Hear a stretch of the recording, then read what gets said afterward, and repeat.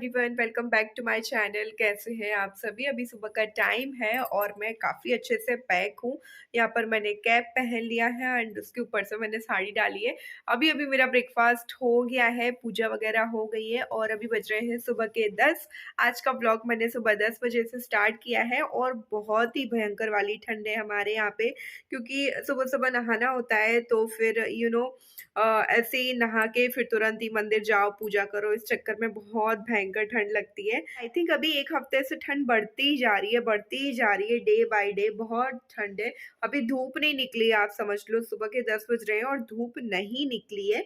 And लग रहा है मौसम के हाँ, थोड़ा-थोड़ा कुछ खुल रहा है, कोहरा जैसा छाया हुआ था तो वो कोहरा भी कम हो रहा है। हमारी यूपी में तो बच्चों की छुट्टियाँ भी हैं, अभी विंटर वैकेशन है, बसें वगैरह सब बंद हो चुकी हैं, क्योंकि कोहरा इतना है तो हो सकता है किसी का नुकसान ना हो जाए इसलिए। तो आपके वहाँ कैसा मौसम है बताइएगा ज़रूर। और अभी मैं जा रही हूँ किचन में किचन क्लीन करने के लिए और इनकी ये छुट्टी, तो श्रेय पढ़ रहे हैं। श्रेय क्या कर रहे हो? वो कर रहे हैं अभी राइटिंग, क्योंकि मैंने बोला श्रेय आप राइटिंग करो, राइटिंग थोड़ा सा और सुधारनी है मुझे। वैसे तो उसकी आपने राइटिंग देखी होगी काफ़ी अच्छी है, बट थोड़ा सा मुझे और सुधारना है। तो बस बच्चे फ्री हैं तो घर में अच्छा है ना, फ्री बैठने से अच्छा है कि राइटिंग वगैरह करें या फिर जो एक्स्ट्रा पढ़ाई होती है वो करें। तो हर रोज़ वो पढ़ता तो है ही, कभी कभी मैं राइटिंग भी करवा देती हूँ। तो चलो काम स्टार्ट करते हैं। लाइट भी आ गई है, जस्ट अभी आई, आपको आवाज़ आई होगी। तो कपड़े लगा देती हूँ और किचन क्लीन करती हूँ। देखते हैं आज खाने में क्या बनता है। तो आज सुबह नाश्ते में बनाए थे मैंने बेसन चीले, इस वजह से तवा भी गंदा हो गया था और बहुत सारी चीज़ें फैल गई थी। ऑयल भी मैंने एक अलग कटोरी में निकाला था, चाय वाय बनाई तो बर्तन बहुत फैल गए थे। मैंने कहा चलो सारा पूरा किचन क्लीन कर देती हूँ, जो भी बर्तन निकल आए उनको धो भी देती हूँ, क्योंकि गंदे किचन में मुझसे नहीं होता है काम। पता नहीं क्यों मेरा दिमाग काम नहीं करता है गंदे किचन में। तो ये अभी मैं क्लीन कर दूँगी, उसके बाद जो है लंच की तैयारी करूँगी और लंच बनाऊँगी। तो चलो फटाफट से क्लीन कर देती हूँ।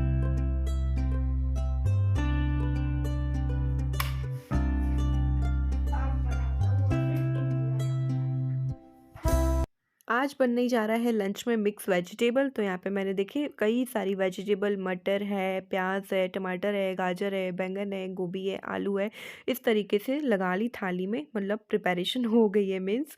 और यहाँ पर देखिए श्रेय कर रहे हैं अपनी पढ़ाई, क्योंकि उनको मैंने दिया है राइटिंग का वर्क। मैंने कहा आप राइटिंग करो, जो भी लेसन है उसके एक एक पैराग्राफ में उसको दिन में लिखने के लिए देती हूँ, ताकि वो लिख पाए और उसकी हैंडराइटिंग सुधरे। बट बच्चे हैं, एक दो लाइन वो अच्छे से लिखता है, फिर वापस से उसकी हैंडराइटिंग चेंज हो जाती है। वही वही चीज़ मैं उसको बार बार करवा रही हूँ कि उसकी जैसे तैसे सुधरे हैंडराइटिंग।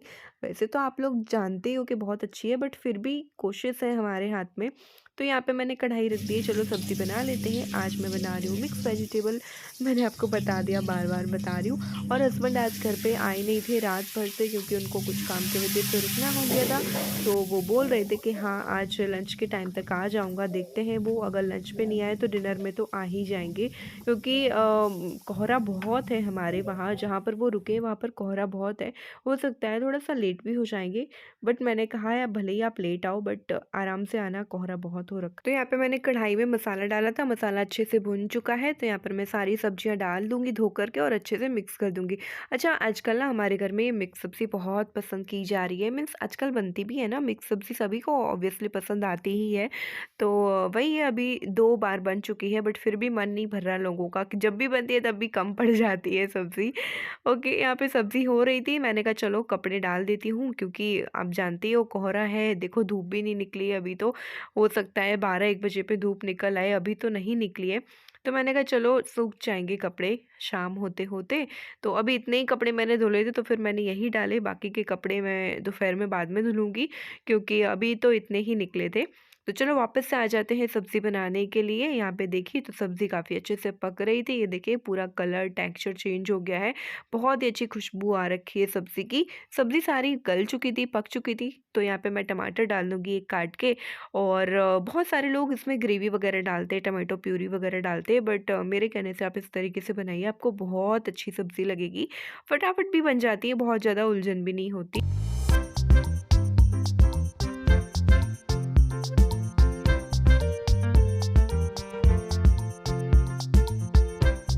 अच्छा, अभी जब यहाँ पर मैं बेडरूम क्लीन करने के लिए आई हूँ, काम तो मैं कर रही हूँ बट मेरे मन में ना, मेरे दिमाग में बहुत सारे थॉट्स आ रहे हैं जो कि मैं आपके साथ शेयर करना चाहती हूँ। इतना कुछ करते हैं ना हम लोग अपने घर वालों के लिए, अपने बच्चे के लिए, अपनी फैमिली के लिए, बट फिर भी हमें लोग क्या कहते हैं ना ससुराल में, मैं नहीं, मैं अपनी बात नहीं कर रही हूँ, सभी, हम सभी औरतों की बात मैं कर रही हूँ। हमें फिर भी क्या सुनना पड़ता है, तुम करती ही क्या हो घर पे बैठी-बैठी? मुझसे पूछो, मैं तो बाहर जाता हूँ, ये करता हूँ, वो करता हूँ, मैंने सारे घर की ज़िम्मेदारी उठा के रखी है। तो ऐसा नहीं है, अगर हम घर पे नहीं हो, जिस घर में औरतें नहीं होती ना, वो घर आप एक बार जाकर देख लीजिएगा, उस घर की हालत आप जाके देख लीजिएगा, कितना कुछ मेसी पड़ा हुआ होता है। और जिस घर में औरतें होती ना, वो घर आप जाके देखिएगा, आपको घर में हर एक चीज़ अपनी जगह पर मिलेगी। एंड उन घर के लोगों की भी रौनक चेंज हुई मिलेगी आपको। तो वही मैं आपसे बोलना चाहती हूँ कि ऐसा मत बोलिए, किसी भी औरत को मत बोला कीजिए कि तुम करती ही क्या हो। अगर एक औरत घर में ना हो ना, वो घर नर्क से कम नहीं लगेगा। इतनी गंदगी मिलती है उस घर में, कोई भी सामान नहीं होता है अपनी जगह पर। और हम लोग सुबह से शाम तक घर की साफ-सफाई में, बच्चों में, फैमिली में अपना पूरा टाइम निकालते हैं और हमें सुनने को मिलता है कि तुम करती ही क्या हो?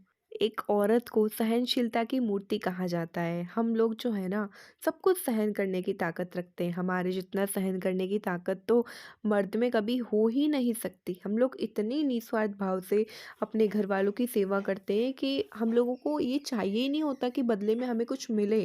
हमें कुछ नहीं चाहिए, बस हमारी फैमिली खुश रहे।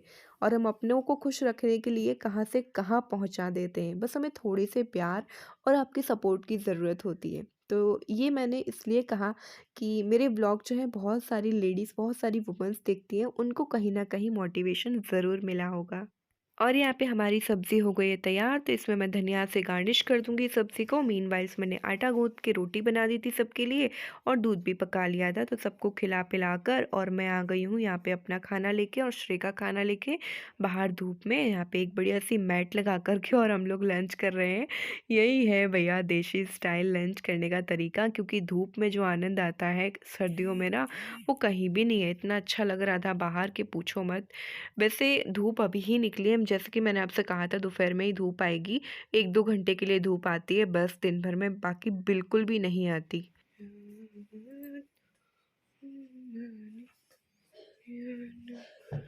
Hello everyone, good evening to all of you. अभी शाम के बज रहे हैं 5 और मैं अभी अपना अच्छे से फेस वॉश करके आई हूँ, क्योंकि क्या है, दोपहर भर खाना वगैरह खा के फिर किचन क्लीन किया, थोड़ी देर मैंने रेस्ट भी किया और फिर 2:30 बजे से आने लगी थी कथा, तो फिर मैं, मम्मी, श्रेय, हम तीनों लोग वो सुन रहे थे और फिर मैंने सबके लिए चाय बनाई।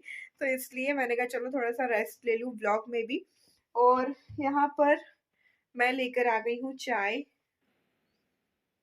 तो आइए शाम की चाय मिलकर पीते हैं, क्योंकि सर्दियां हैं तो मैं थोड़ी सी चाय शाम को लेने लगी हूँ, क्योंकि ठंड बहुत लगती है। दिन भर हमें पानी में काम वगैरह करना पड़ता है। कोई भी चीज़ ले लो आप, बिना पानी का कोई भी काम नहीं है। और पानी इतना ठंडा है, ऊपर का पानी बहुत ठंडा है। जब जब लाइट नहीं आती है तो बहुत मुश्किल होता है ठंडे पानी से काम करना। तो अभी मैं ये लेके बैठी हूँ, चलो मिलकर चाय पीते हैं। ठंड में अदरक वाली चाय हो गरमा गरम, पूछो ही मत। मतलब बयान नहीं कर सकती, इतना अच्छा लगता है। चाय पीने से मुझे, मतलब ऐसा टेस्ट का ऐसा कुछ वो नहीं है, या मेरी हैबिट भी नहीं है, बट पता नहीं अंदर से गर्माहट मिलती है, क्योंकि ठंड बहुत ज़्यादा है हमारे यूपी में। एंड हाँ, मैंने हस्बैंड को भी फ़ोन किया था, तो वो ये बोल रहे थे कि हाँ शाम तक, डिनर के टाइम तक आ जाएंगे। और यहाँ पर देखिए लाइट भी आ गई। अभी मैं चाय वाय पी के और थोड़ा-सा रेडी होके आपके सामने आ गई हूँ, क्योंकि मैंने आपसे कहा था मुझे आपसे कुछ स्पेशल टॉपिक पर बात करनी है, इम्पोर्टेंट टॉपिक पर। क्योंकि ये जो टॉपिक पे बात करने के लिए आप ही लोगों ने कहा है, मुझे आपकी तरफ से मुझे एक कमेंट आया था कि इसका रिप्लाई दीजिए और इसके बारे में मुझे बताइए कि हम क्या करें। क्योंकि जिन्होंने पूछा वो मेरी फ्रेंड भी हैं और सब्सक्राइबर भी है। मुझे लगा क्यों ना मैं आप सभी के सामने ये बात रखूँ, एंड मुझे पता है हम में से बहुत सारे लोग, आई थिंक सभी लोगों के साथ ये प्रॉब्लम है, वो की है हेयर फॉल की। उन्होंने मुझसे पूछा था हेयर प्रॉब्लम के बारे में, उनकी हेयर फॉल बहुत हो रही थी तो क्या करना चाहिए। तो देखिए मैं इतना ही बोलूँगी, कुछ बातें जो मैं आपको बताऊँगी उन पर आप ध्यान दीजिएगा। वैसे तो मैंने हेयर ऑयलिंग पे एंड हेयर केयर पे बहुत सारे वीडियोज़ बनाए हैं। जितने भी वीडियोज़ बनाए हैं आपको ऊपर आई बटन पे और नीचे डिस्क्रिप्शन बॉक्स में उनकी लिंक मिल जाएगी, आप चेकआउट ज़रूर कीजिए। आपको बहुत सारी बातें जानने को मिलेंगी। तो मैं यहाँ पे कुछ बातें बताऊँगी। सबसे पहली बात तो कि आप टाइम टू टाइम अपने बालों में हेयर ऑयलिंग कीजिए। एंड हाँ, हेयर ऑयलिंग करने के भी कुछ रूल्स हैं, जो कि आपको नीचे डिस्क्रिप्शन बॉक्स में जो लिंक है वहाँ पर आपको मिल जाएगा कि किन-किन बातों का हमें ध्यान रखना चाहिए।